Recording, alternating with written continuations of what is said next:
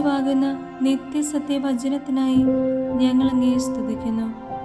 യേശുവേ, അങ്ങയുടെ പരിശുദ്ധാത്മാവിനെ നൽകി അങ്ങയുടെ മാഹാത്മ്യം കാണുവാൻ ഞങ്ങളുടെ ഉൾക്കണ്ണുകളെ തുറക്കണമേ.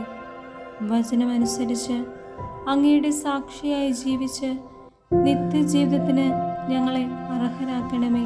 ആമേൻ. സങ്കീർത്തനങ്ങൾ 84-ാം അധ്യായം 1 മുതലുള്ള തിരുവചനങ്ങൾ. കർത്താവിൻ്റെ ഭവനം എത്ര അഭികാമ്യം!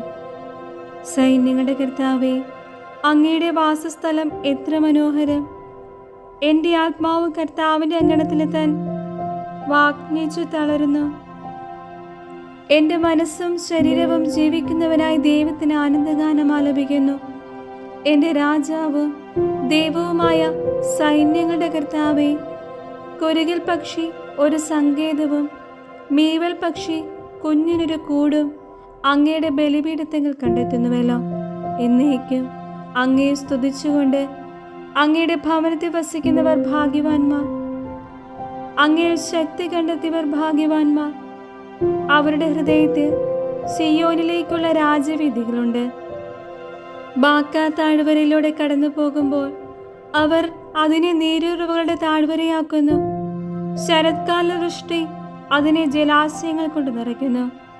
അവർ കൂടുതൽ കൂടുതൽ ശക്തി ആർജിക്കുന്നു. അവർ ദൈവത്തെ സിയോനിൽ ദർശിക്കും. സൈന്യങ്ങളുടെ ദൈവമായ കർത്താവേ, എൻ്റെ പ്രാർത്ഥന ശ്രവിക്കണമേ. യാക്കോബിൻ്റെ ദൈവമേ, ചെവിക്കൊള്ളണമേ. ഞങ്ങളുടെ പരിചയായ ദൈവമേ, അങ്ങയുടെ അഭിഷക്തനെ കടാക്ഷിക്കണമേ. അന്യസ്ഥലത്ത് 1000 ദിവസത്തേക്കാൾ അങ്ങയുടെ അങ്കണത്തിൽ ഒരു ദിവസമായിരിക്കുന്നത് കൂടുതൽ അഭികാമ്യമാണ്. ദുഷ്ടതയുടെ കൂടാരങ്ങളിൽ വാഴുന്നതിനേക്കാൾ എൻ്റെ ദൈവത്തിൻ്റെ ആലയത്തിൽ വാതിൽ കാവൽക്കാരനാകാനാണ് ഞാൻ ആഗ്രഹിക്കുന്നത്. എന്തെന്നാൽ ദൈവമായ കർത്താവ് സൂര്യനും പരിചയമാണ്. അവിടുന്ന് കൃപയും ബഹുമതിയും നൽകുന്നു. പരമാർത്ഥതയോടെ വ്യാപരിക്കുന്നവർക്ക് ഒരു നന്മയും അവിടുന്ന് നിഷേധിക്കുകയില്ല. സൈന്യങ്ങളുടെ കർത്താവേ, അങ്ങയിൽ ആശ്രയിക്കുന്നവൻ ഭാഗ്യവാൻ.